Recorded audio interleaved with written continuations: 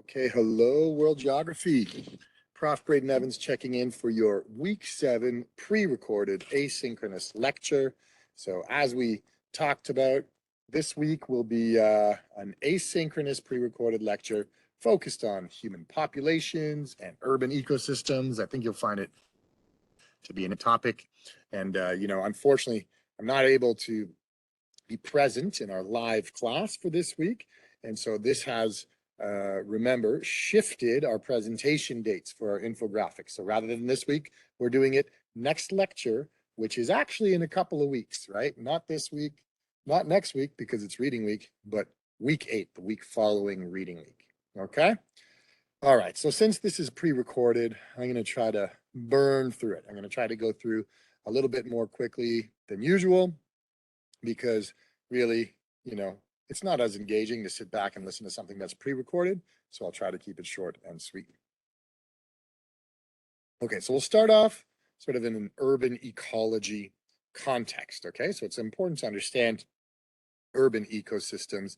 It's a key to understanding sustainability in the geographic context, right? And so here, when we're talking about ecology, we're talking about interactions between organisms, right? Between living organisms and the non-living parts of the environment as well, right? And when we're talking urban ecology, we're talking about these interactions within the context of cities, urban systems, places where people live, right? Because we shape the landscape so much with our development.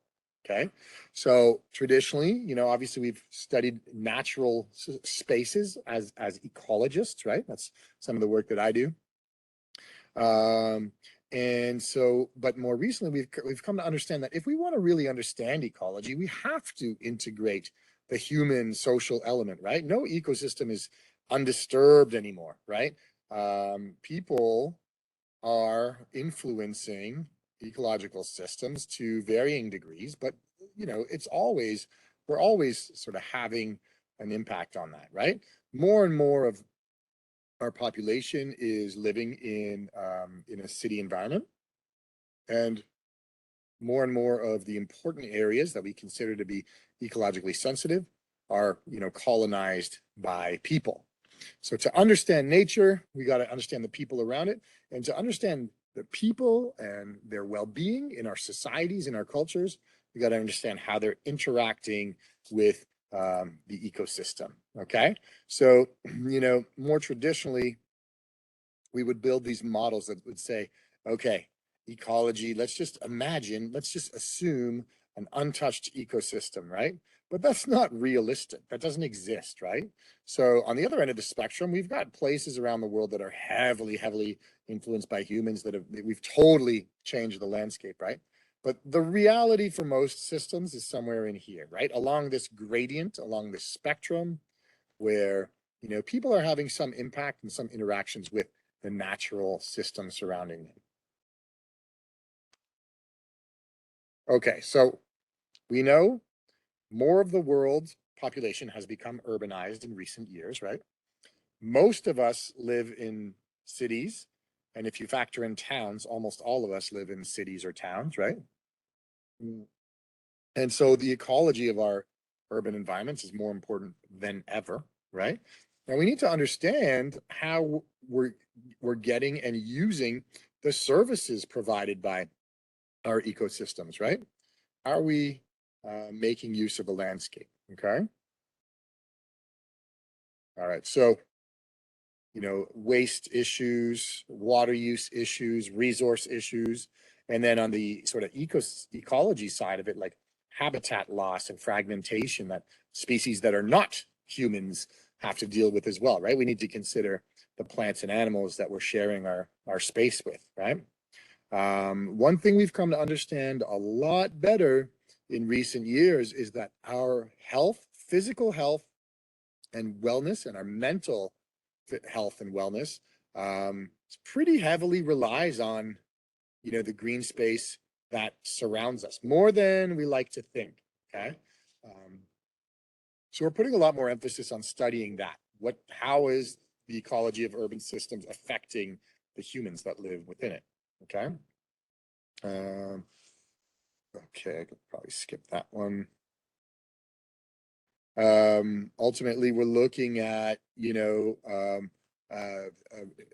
inputs from ecologists, economists, behavioral and social psychologists, and all different disciplines when we're trying to understand like the human context of ecosystems, right? Human ecosystems. So one of the things from a conservation and sustainability standpoint is that um, a lot of the world's important, rare, and endangered species live in areas that people have chosen to settle. Okay. So, um, I guess, when you think of resources that are important to people, like, water for drinking, but also water for shipping and transportation, right? Those resources are also important for all kinds of other species, right? You think of sea turtles and, dolphins and manatees in, marine ecosystems and ocean ecosystems. They all share the coastal areas that we like to develop for our beaches, right? So we got to understand that a lot of the places in the world that we have developed are sensitive areas with, some rare and sensitive species. Okay, so we need to sort of act accordingly, right? Make sure we understand we're sharing the space. All right, and that's why we're looking at this from such an interdisciplinary standpoint, from the people standpoint and from nature's standpoint as well, right? So I might have mentioned this in week one, but for the first time in history, in 2008, we crossed the threshold where more than half of the human population on Earth, more than 50% of the people, live in urban areas now. Mm. This has been a steady increase since the era of the Industrial Revolution, and it's been driven by two primary factors. Okay, first of all, there are more jobs in cities. Okay, so the expansion of commercial opportunities in urban areas has drawn people in from rural, from the countryside, right? And then we need fewer and fewer people to do agricultural work because we've mechanized our systems. We have tractors now. Instead of using, 5 laborers and an ox to plow a field, now you have one person driving a tractor, right? And so with less of a need for people in agricultural areas and more job opportunities in cities, obviously there's a big draw for people to move into urban centers, right? Okay, so obviously that's really going to affect our cities, right? It puts a lot more pressure on our cities and their resources because we've got more and more people moving into them, right? Due to this whole industrialization process. Okay. Um, all right. Yeah. So up until 200 years ago, there was so few people in cities, right? Everybody lived out in the country where you had some land, right, that you could use to produce food for yourself and your family, right? You needed that space. And obviously, over the last 200 years, we've seen this big shift. So 1800, 3% of people lived in cities. 1900, that number had grown to 14%. 1950, it was 30%, 2000, and then 2008, we crossed the 50% threshold. And this is kind of what our projections now look like as we look ahead to the year 2050, right? So urban populations, you can see they started out down here below 1 billion, right? And they've climbed today. We're somewhere around here, maybe close to 5 billion.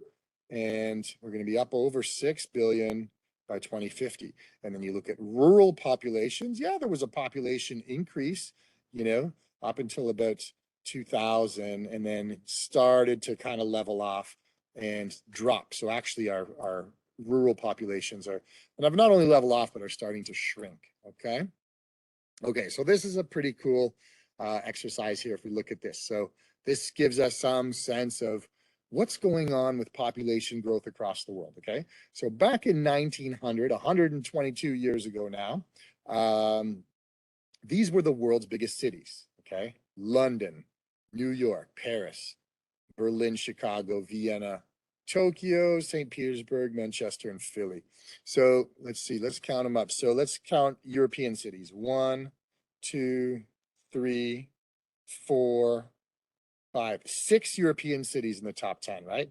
American cities, 1, 2, 3 American cities and just 1 Asian city. So 1 from Asia, 3 from the States, and 6 from Europe back in 1900, okay? Let's see. I wonder what this chart would look like today. Okay, by 2030, this is a bit of a projection, but it's, you know, it's consistent with where we are today. Look at this. Number 1, Tokyo. Number 2, Delhi. Shanghai, Mumbai, Beijing, Dhaka, Karachi, Cairo, Lagos, and down here, Mexico. This is the only New World city, right? It's the only one on in the Western Hemisphere. Everything else here, just about everything else, is Asian, right?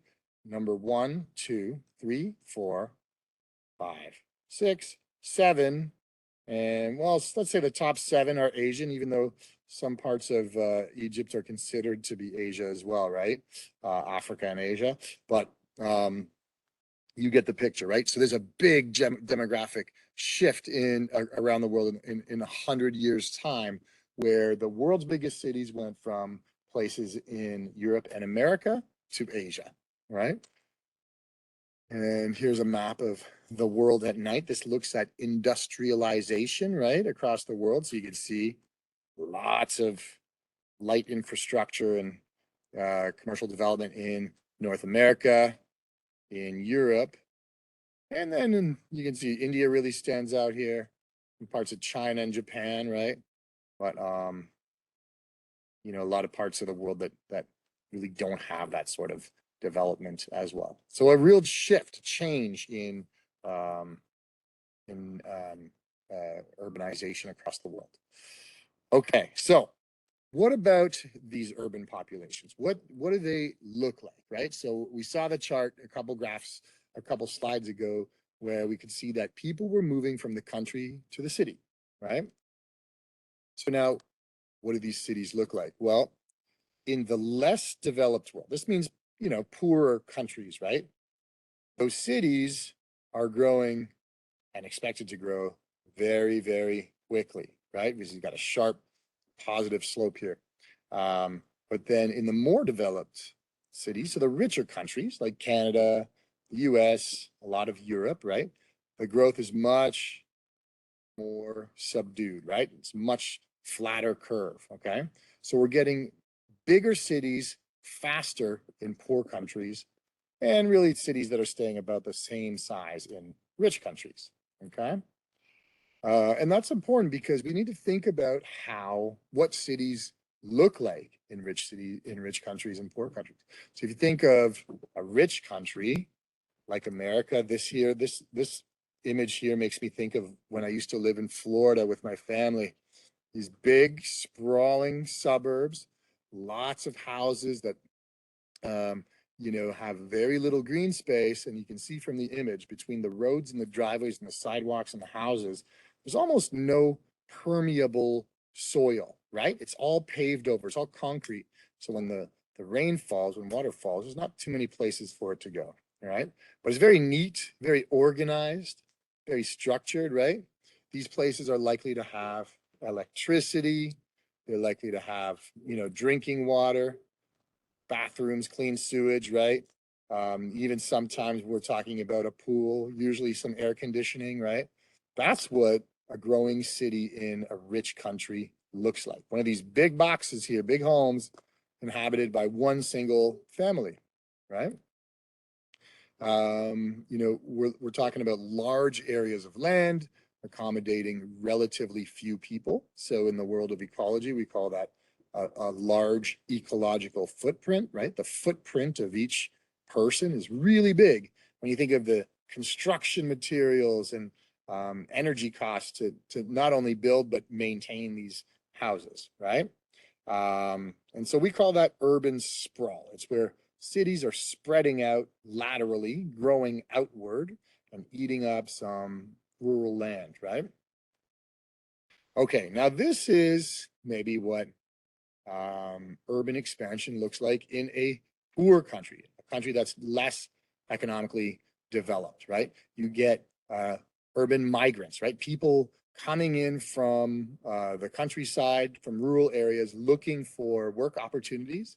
And a lot of times they'll settle in these informal settlements, right, on the edges of cities. Very, very high population density, right? Much less room per person. Here we don't necessarily have sewage infrastructure. You have open air sewers in some cases, not necessarily access to clean drinking water. You can have, dozens of people sharing a bathroom, up to 100 people sharing one bathroom, and issues with contaminated drinking water. And if you look at these physical structures, right, they're at risk of, some extreme weather events, right? So when it comes to climate change, people in poor countries that are moving to cities are at greater risk than many other parts of the world. No electricity, no paved roads, issues with waste disposal, right? And you're living without a contract. You don't have like a lease for your land or a deed for your property, right? And so if at the whims of the municipal government, these settlements can be dispatched, right? People can be displaced. So a lot less security. Okay, so now remember I talked about ecosystems existing on a spectrum, on a gradient.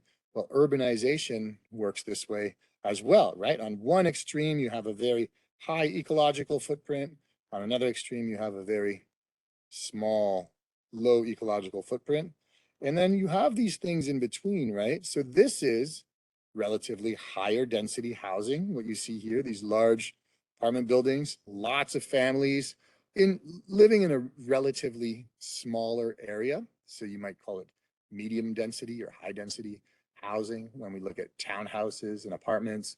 And in this case, you've got, a wealthy country with high standards of living and modern facilities and infrastructure, safe infrastructure, but, a lower footprint because the density is greater, okay? Much less space is being occupied than if you had all these detached houses, right? And it's a type of urbanization that has a smaller impact on biological diversity and the ecosystem that surrounds the human environment, right? We've got less space that needs to be paved over, more permeable land, and more green space, right?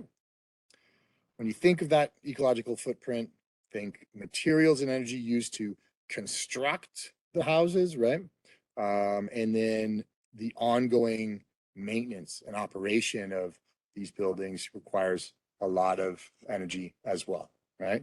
And so the health and well-being of people living in these different urban neighborhoods can vary pretty dramatically when you look at what it looks like in a poorer country versus a rich one.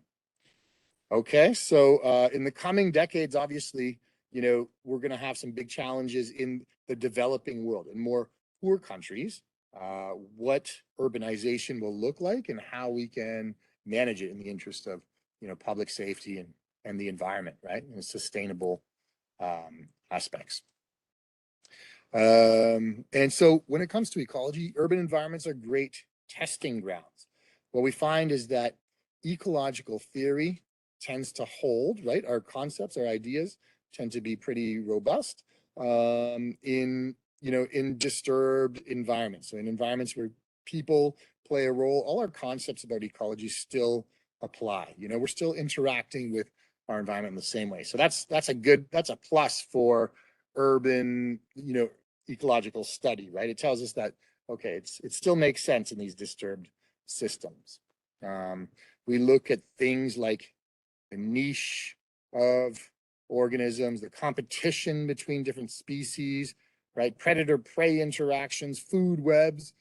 It's kind of interesting because where I'm living here in Scarborough, I've got a little bit of green space behind my house, and there is, a thriving community of organisms. We have coyotes and foxes that compete against each other for some limited resources, right? Like raccoons and skunks and rabbits. And we have, some trees that are competing for soil and sunlight with sometimes invasive species, trees that are coming in from another part of the world. So lots going on in urban ecosystem and a great place to study ecology. That's for sure. And when we talk about health and well-being, you know, we're talking about sanitation and drinking water, but we're also talking about things like, you know, violence, sexual violence, privacy and security, right? And all of those things that affect our mental health as well, right? Um, there's been a lot of research that has supported the idea that having access to nature and open spaces improves people's, you know, mental health condition, right? And typically, when we have urban sprawl, so those rich countries growing, you know, suburban areas outward, you tend to have lower health outcomes for people. People tend to drive a lot more, so they're not walking, so they have, you know, less physical fitness, more risk of traffic and pedestrian fatalities. So there's so much stats to support that, you know, urban sprawl is probably not the best way to go, right? You can't walk to school or shops. You got to drive everywhere, right? And so the ideal situation, your goal, your ultimate goal in an urban living environment is to feel some connection with your community, right? People who have that tend to have much sort of better mental health outcomes. When on the other end of the spectrum, when you have too much population density and you've got some poverty, you can run into situations where crime rates are higher and people's social condition begins to deteriorate because you're overcrowded and you become sort of afraid of your community. So that's always a possibility as well, right? And so there, you know, the risk of depression is greater when you have these sort of factors that relate to like social disorder, crime and violence and that kind of thing. Okay. So a big area of research, health, human health, and city environments. Okay, guys, wow, that went by pretty quickly. That's it for our populations and urban ecosystems lecture. Remember that your infographic is due this Friday at 11:59 p.m. And then you get to chill out, enjoy reading week, relax, right? And then you got to be ready to present your infographics within your groups during week 8. So that's that first lecture where we come back from reading week. You guys are presenting your infographics, and I promise to provide you some reminders of that as well. And that week on the Friday at 11:59 p.m., you will be submitting your paper, your research paper, your country report. All right, so wishing you all a wonderful reading week, a restful, a bit of a break, and sending good vibes and wishing you good luck in your assignments, and looking forward to catching up with you guys in a couple of weeks for your infographic presentations. All right, folks, take care, everybody. Look forward to seeing you soon. Bye for now.